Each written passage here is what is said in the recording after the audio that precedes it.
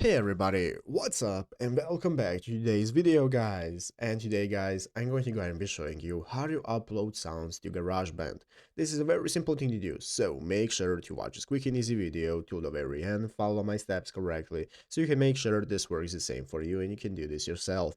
But yeah guys, let's get straight into it. So the first thing you want to do is go ahead and open up the official GarageBand application on your mobile phone if you're not already. If you do not have the application, just go to the App Store and download it, and after opening it up, you'll be greeted by this main page right here, which is the home page where you can find all the instruments you can play, you have your audio recorder, and so on.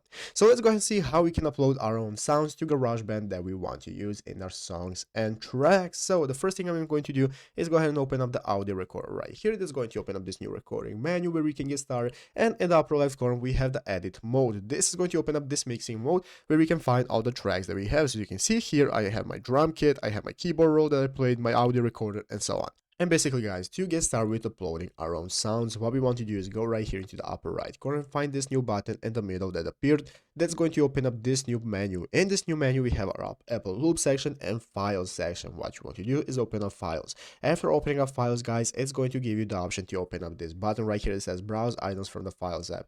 You can click Browse Items from the Files app, and guys, now you can upload any of your files that you have in MP3 format from either your iCloud, you can upload it from your iPhone and so on directly. So you can open it up, and after the opening up, it's going to appear right here. As you can see, you can click on it and drag it and drop it anywhere in your tracks to get started with using it. So here you can now edit it and edit normally and so on. But yeah guys, basically that is how to do it. So I hope this video was helpful. If it was, make sure to leave a like, subscribe to the channel. So guys, thanks for watching, take care, and bye.